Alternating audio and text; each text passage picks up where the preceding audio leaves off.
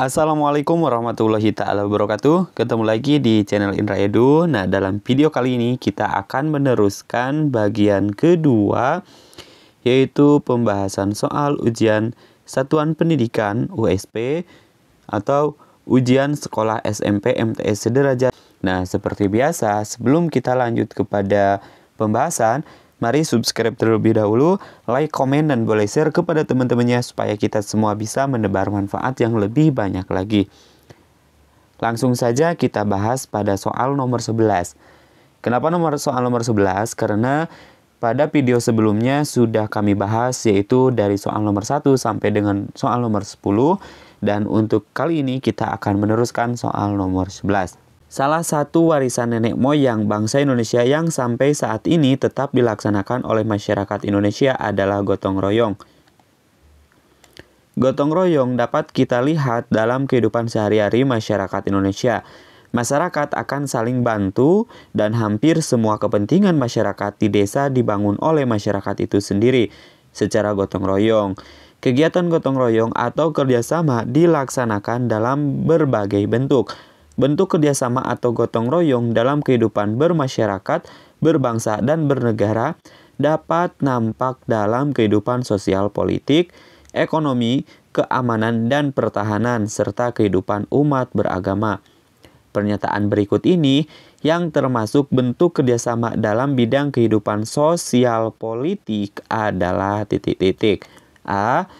Mahasiswa melakukan unjuk rasa secara anarkis dan merusak fasilitas umum. B.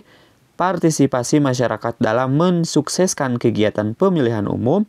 C. Masyarakat bergotong royong membersihkan jalan raya. D. Masyarakat ikut melaksanakan kegiatan kerja bakti. Kata kunci di soal di sini yang ditanyakan adalah bentuk kerjasama dalam kehidupan sosial politik adalah, jawaban yang paling tepat adalah partisipasi masyarakat dalam mensukseskan kegiatan pemilu. Nah, bentuk partisipasi ini adalah salah satu bentuk dari kerjasama dalam bidang sosial politik. Ya, seperti itu. Oke, kita lanjutkan pada soal berikutnya, nomor 12. Keberagaman masyarakat Indonesia sudah menjadi ketetapan Tuhan Yang Maha Esa. Keberagaman merupakan anugerah yang patut disyukuri.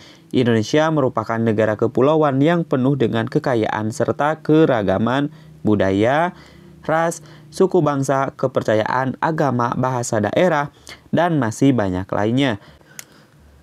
Meskipun penuh dengan keragaman budaya, Indonesia tetap satu sesuai dengan semboyannya. Bhinneka Tunggal Ika, keberagaman bangsa Indonesia adalah suatu kondisi dalam masyarakat yang terdapat banyak perbedaan dalam berbagai bidang. Keberagaman bangsa Indonesia dapat dibentuk oleh banyaknya jumlah suku bangsa yang tinggal di wilayah Indonesia dan tersebar di berbagai pulau dan wilayah di penjuru Indonesia. Keberagaman bangsa Indonesia tidak serta-merta datang dengan sendirinya. Proses ini melalui sejarah panjang yang dialami oleh bangsa Indonesia. Ada beberapa faktor penyebab keberagaman tersebut. Faktor yang melatar belakangi keberagaman suku bangsa di Indonesia adalah A. Jumlah penduduk yang banyak. B. Kondisi geografis Indonesia. C. Kondisi sosial masyarakat Indonesia. D. Penyebaran agama Indonesia. Yang ditanyakan adalah faktor yang menjadi latar belakang keberagaman suku bangsa di Indonesia adalah, jawaban yang tepat adalah, jawabannya adalah jumlah penduduk yang banyak. Jawabannya adalah yang A. Nah, kenapa jumlah penduduk yang banyak sehingga bisa menjadi salah satu faktor yang melatar belakangi keberagaman suku bangsa di Indonesia? Nah, karena penduduk Indonesia itu yang banyak, sehingga dari banyak penduduk ini tentunya memiliki suku bangsa yang memiliki suku yang berbeda-beda, gitu ya. Ada suku Bugis atau suku Sunda atau suku yang lainnya. Sehingga dengan adanya atau jumlah penduduk yang banyak ini bisa menjadi salah satu latar belakang yang mempengaruhi terhadap keberagaman suku bangsa yang ada di negara kita ini. Jadi jawaban yang tepat adalah yang A. Kita lanjutkan soal berikutnya.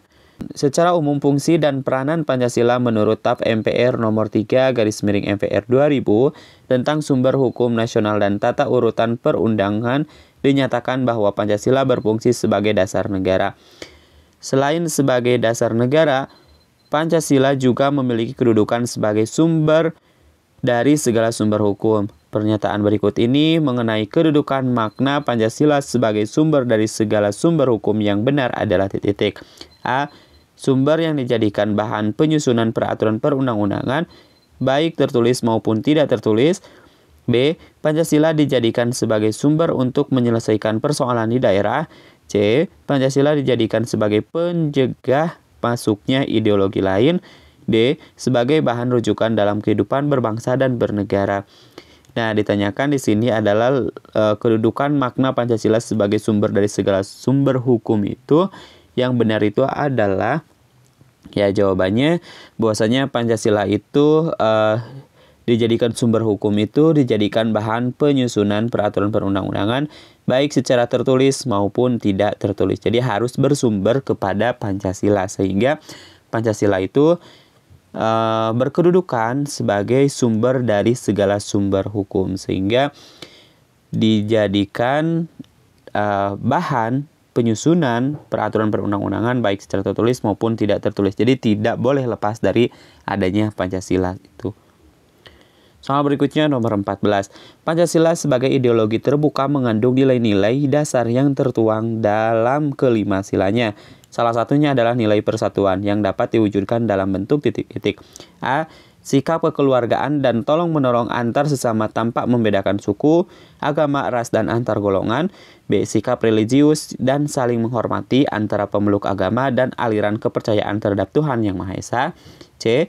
Cinta tanah air dan mengutamakan kepentingan bangsa dan negara di atas kepentingan pribadi dan golongannya. D. Menerapkan pola hidup sederhana, bekerja keras, berlaku adil, dan menghargai karya orang lain.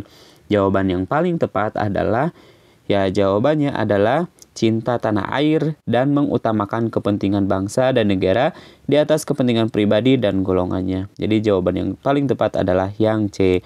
Nah, jadi salah satu nilai persatuan yang dapat diwujudkan itu dalam bentuk apa? Dalam bentuk cinta tanah air dan mengutamakan kepentingan bangsa dan negara di atas kepentingan pribadi dan kepentingan golongannya. Soal berikutnya nomor 15. Organisasi Papua Merdeka (OPM) ini sudah berdiri sejak tahun 1965 dan bahkan masih berdiri sampai sekarang. Gerakan ini merupakan salah satu organisasi yang bersikeras untuk memisahkan Papua dari wilayah Negara Kesatuan Republik Indonesia dan ingin merdeka sendiri karena merasa jika daerah mereka tidak ada hubungannya dengan bangsa Indonesia. Hal ini termasuk pelanggaran sila keberapa? A2, B3, C4, D5. Jawaban yang paling tepat adalah bertentangan atau pelanggaran dari sila ke 4. Jawabannya adalah yang C. Soal berikutnya nomor 16. Proklamasi Kemerdekaan 17 Agustus 1945 menandai lahirnya Negara Kesatuan Republik Indonesia. Kemudian untuk menyusun sistem pemerintahan negara, esok harinya PPKI bersidang mengesahkan Undang-Undang Dasar Republik Indonesia tahun 1945 sebagai konstitusi pertama negara Indonesia. Dari peristiwa tersebut, hubungan proklamasi kemerdekaan dengan pembukaan Undang-Undang Dasar 1945 adalah titik-titik. A. Pembukaan Undang-Undang Dasar 1945 merupakan penjabaran jiwa proklamasi. B. Pembukaan Undang-Undang Dasar 1945 dan proklamasi memiliki kandungan yang sama. C. Pembukaan Undang-Undang Dasar 1945 merupakan amanat dari proklamasi. D. Keduanya merupakan hasil rumusan dari anggota PPKI. Jawaban yang paling tepat adalah hubungan proklamasi kemerdekaan dengan pembukaan Undang-Undang Dasar Negara Republik Indonesia tahun 1945 itu adalah jawabannya adalah bahwasanya pembukaan itu dan proklamasi memiliki kandungan yang sama. Jawabannya adalah yang B. Soal berikutnya nomor 17. Kedudukan pembukaan Undang-Undang Dasar Negara Republik Indonesia tahun 1945 sangat penting dalam Negara Kesatuan Republik Indonesia. Begitu juga dengan kedudukan UUD NRI tahun 1945 sebagai konstitusi pertama. Sangat penting dalam kehidupan bangsa Indonesia, dengan demikian menempatkan kedudukan Undang-Undang Dasar Negara Republik Indonesia tahun 1945 dalam hierarki perundangan di Indonesia sebagai titik. A. Peraturan perundangan yang menempati kedudukan tertinggi di Indonesia. B. Peraturan yang harus dipatuhi oleh seluruh rakyat Indonesia. C. Peraturan untuk perseorangan, kelompok atau golongan. D. Peraturan yang menentukan perjalanan pemerintah Indonesia. Jawaban yang paling tepat adalah peraturan perundang-undangan yang menempati kedudukan tertinggi di Indonesia. Jawabannya adalah yang A. Soal berikutnya nomor 18.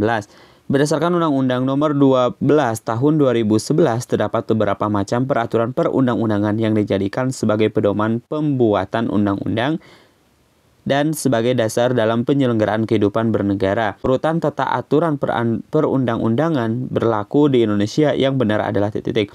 A. UUD 1945, Undang-Undang atau Perpu, TAP MPR, Perpres, Perda Provinsi, Perda Kabupaten atau Kota, dan PP. B. Undang-Undang Dasar 1945, TAP MPR, Perpres, Perda Provinsi, Perda Kabupaten atau Kota, Undang-Undang atau Perpu. Yang C. Undang-Undang Dasar 1945, Undang-Undang atau Perpu, Perpres, TAP MPR, Perda Provinsi, PP, Perda Kabupaten atau Kota. Yang D. Undang-Undang Dasar 1945, TAP MPR, Undang-Undang atau Perpu, PP, Perpres, Perda Provinsi, Perda Kabupaten atau Kota. Jawaban yang paling tepat adalah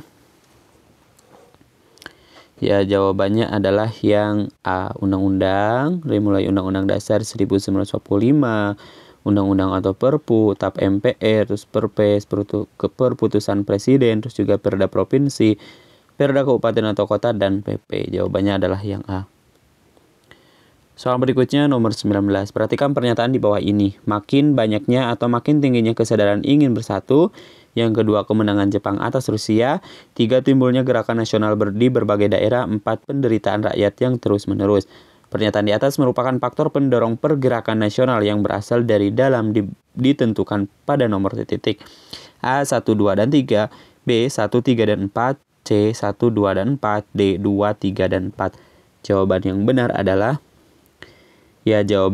adalah kemenangan Jepang atas Rusia, timbulnya gerakan nasional di berbagai daerah, serta penderitaan rakyat yang terus-menerus. Berarti jawabannya adalah 2, 3, dan 4. Itu ada di D. Jawabannya adalah D. Soal berikutnya nomor 20. Budi Utomo merupakan organisasi pertama di Indonesia yang perjuangannya lebih bersifat nasional dibandingkan organisasi-organisasi perjuangan sebelumnya yang bersifat kedaerahan.